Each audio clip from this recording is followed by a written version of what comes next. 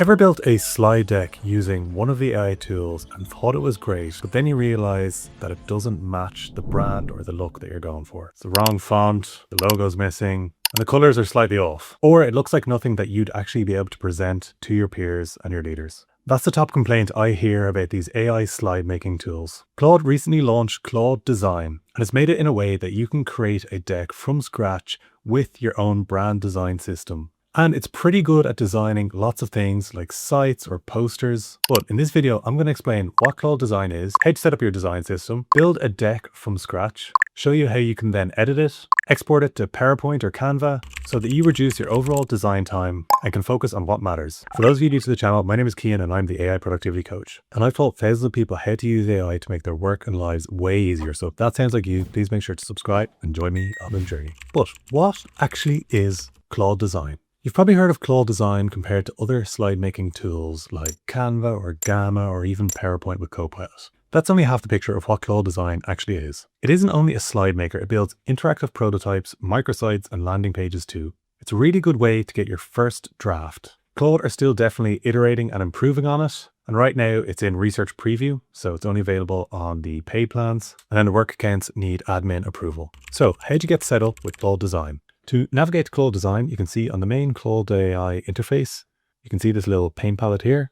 Just click on this, it should open a new tab, and here's Claude Design. One of the most important things you can do with Claude Design is set up your design system. Now, this could be very dependent on what you design and what you do. Some businesses may already have their brand guidelines set and ready to go. If you're completely new to this, you might have to create some brand guidelines for yourself and decide on what colors, logos, fonts you want to use. You can also see some templates that Claude provides right here. For me, I have my brand guidelines ready, so I'm going to do it that way. But if you want to figure out your own brand guidelines or your system, you can easily just open up a Claude chat, ask it a few questions and kind of just see what you like best. So to set up a design system, there are a few options. You can see there's a few buttons here.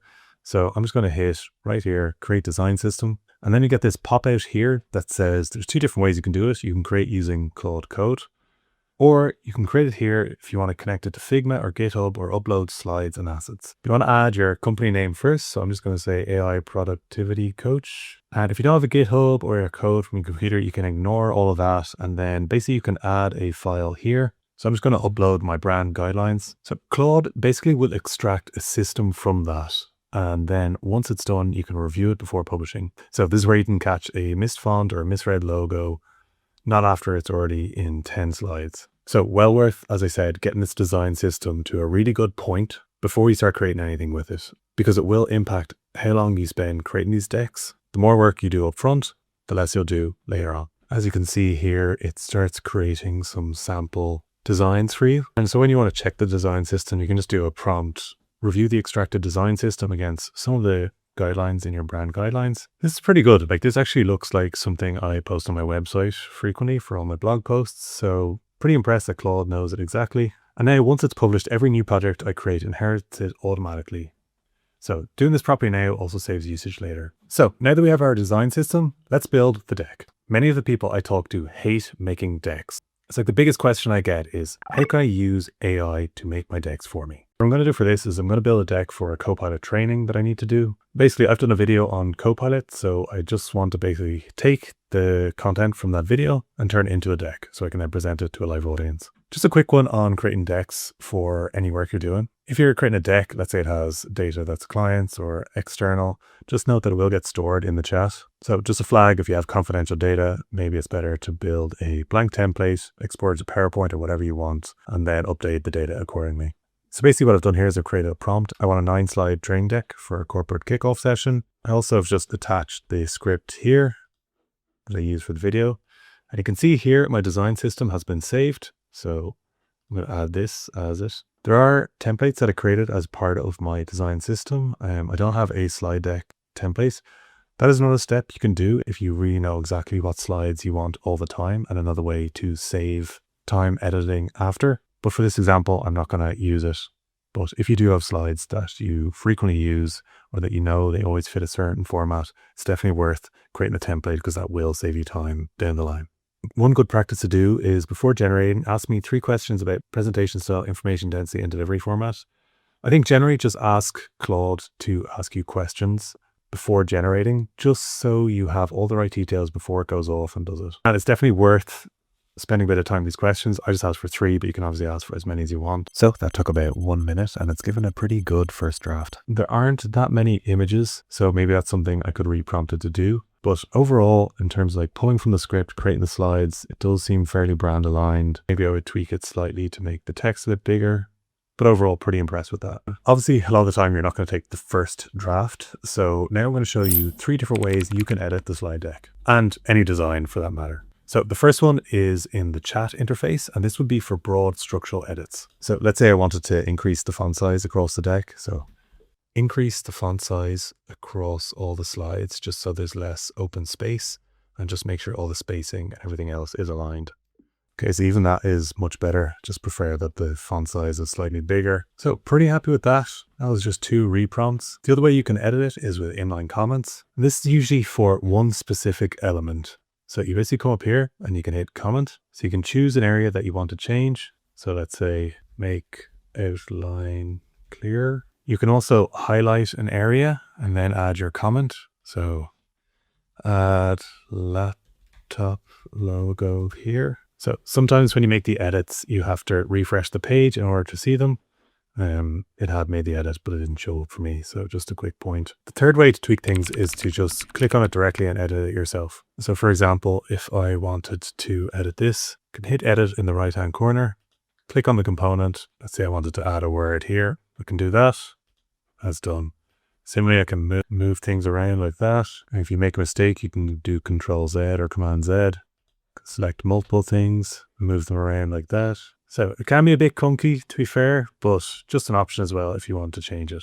One other section to draw your attention to is this tweaks area. So you may have to create the tweaks yourself, so whatever tweaks you want. But tweaks are basically things that apply to the whole deck if you want to change it for a different style. So I actually use the Copilot suggested tweak prompt here. But let's say I wanted the accent to be a different color, like yellow or red, or even green based on my other brand colors. I could do that. Maybe I want the card style to be filled or the icons to be minimal. I'm going to keep it with orange, but it's a pretty cool feature as well in case you want to change it up. And you can see when I change it, it changes on all slides, the kind of accent color. So pretty cool. So there I have a pretty good deck for this training, and it really didn't take me that long. Very simple to create with content I already had and once I had my design system set up. If you are interested about watching that video about Copilot, you can check it out using the link up here or in the description. But I mentioned at the start, there is a limitation to Claude Design, and it is the usage limits. So Claude Design used to actually have its own weekly allowance separate to your overall Claude usage limits. But now it's just part of your weekly usage limits. There's no fixed number here that tells you exactly how much you can do with Claude Design, but it does seem to use them quite quickly. So once you hit that limit, you basically will have to wait until it resets unless you have paid credits on top of that. And for context, I'm on the Pro plan, and throughout all of that design, I basically went from 37% to 61%. So it was nearly a quarter of my usage limits. So on a free plan, you would probably have used up all your limits based on the fact that the Pro plan has about 5 times more usage limits. But that did include creating the design system. Without the design system, it was about 17 or 18% of my usage limit. So you probably would use up a lot of your free plan. I mean, let me know in the comments if you have used this and how the limits went for you. But I created a very rough guide on what it took for me. So the initial deck without icons took about 5% of my usage limits. And then for every edit, it was between 1 and 2%. And then for big edit, when I asked it to add icons, it took about 6%. And then for any of the other big edits, it took around 5%. Just a note on the usage limits as well, it will depend on what model you're using. So in this case, I was using Sonnet 5, which is the kind of general purpose one. But if you use one of the higher models like Opus and definitely Fable, you'll use up your limits way quicker. So important to know, upfront, have a very clear plan with your first prompt so you don't use up too many limits. The more edits and more tweaks you make based on your design system or on the actual content using the actual Claude prompting, the more of your usage limits you're going to use up. So actually, if you can edit it in line in Claude, that will be better for your usage limits. But for some of us, like myself, who don't have great design skills, you may just have to prompt because it's not as easy to kind of move around or even imagine what you want. 3 things that will help Make sure you get that correct at the start so you don't have to spend as much time changing the colors and fonts and all those things. At least all of those should be covered. As I said, build the core structure before you start. So make sure you have a very clear outline, and you can use Claude Chat or even a free plan on Gemini or ChatGPT or whatever, if you're afraid of your usage limits, to actually just create that structure for the slide deck. And the final one is, if you have to make edits, be very specific in the feedback. So rather than make this better, say something like, I want icons and I want the text clearly here, quite specific, so you don't have to do that another 4 times until you get what you want. I actually created a video on Claude usage limits, which has some tips that might be helpful for this as well. So if you're interested in checking that out, I'll link it up here and also in the description. Okay, so moving on to the export test. So let's see, once we've created the design, can we actually export it to PowerPoint or Canva, and how does it look there? So you can see here, you have a few different formats that you can export it to. So you can actually export it to Google Slides as well now. So I'm going to try PowerPoint. I'm going to use universal fonts for now. I'm also going to export it to Google Slides. I'm also going to download it as a PDF. So starting with PowerPoint. So you can see here, I don't have the fonts installed on my PowerPoint. So it's actually gone and used a different font, but it still looks kind of like what I have. You see the alignment here hasn't come out great. I mean, it's easy enough to fix it. You can just stretch this across. Some of the spacing is off, but again, I think it's probably easy enough to fix. So overall, it's done a decent job in PowerPoint. It'll get bonus marks for having the alignment better and also the fonts, but that's kind of on me to get better. Next one is a PDF. It's going to export it just pretty much as an image. So it looks exactly how it was.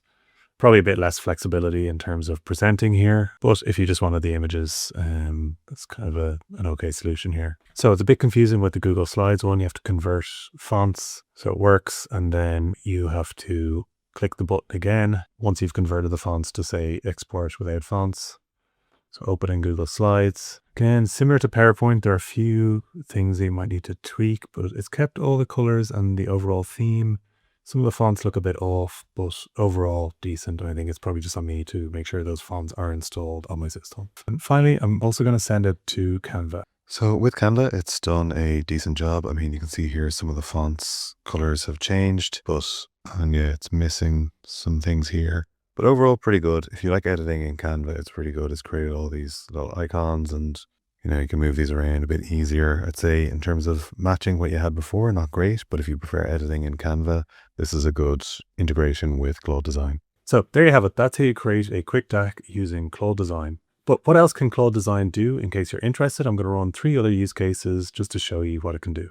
So the first one I'm going to do is create a YouTube thumbnail for a video. And I'm just going to add a little picture of me here as well. So that took less than a minute. Very quick thumbnail. I mean, I probably wouldn't put this on YouTube, but you get the example of adding an image and creating a quick style there. So you'd obviously have to update your guidelines for what you want a thumbnail to look like. Another use case you could do is create a poster. Maybe it's a live AI training I'm doing. Include a headline, date, time, and a QR placeholder. And I'm just going to include my picture again here. It's already asked me some questions. So I'm going to just say it's crash course, include my photo, just key in. And then also you can ask it to build a landing page, let's say for a productivity newsletter sign up with a headline. So again, very simple, good landing page. You can edit it as you like. And so very quick, simple designs. You can obviously think of loads of examples for yourself, but like with the slide deck, you can edit it as you want. Either be it with the edit tool or recomment. Simple enough to add stuff in here. Same for the landing page. All in my brand design system. Probably want to update some of these things. But if you want as well, another cool feature is that you can actually publish these as artifacts. So this basically means that anyone can view it. So for example, maybe you're designing something, you want to share it with someone so they can see. You can create an artifact, publish it to the web, and then anyone can use that link to look at it and see what it's like. Yeah. There are also other export options depending on what you've designed. So you can export it as a PDF, HTML, PowerPoint as we've already seen, PNG, video. So some really good flexibility in here depending on what you're designing. So it's the same tool, the same system, but completely different output. So what are the other limitations that people talk about? I mentioned the Claude usage limits as a big one. Another thing that I hear a lot of users complain about is data on slides and charts. It seems to be a recurring complaint among users that it doesn't do a good job in portraying them. Another complaint from a lot of people is the time it takes to generate. Personally, it was okay for me. Creating the design system took about 5 minutes, but then every generation or regeneration took about a minute, if not less. But just one thing to keep an eye on.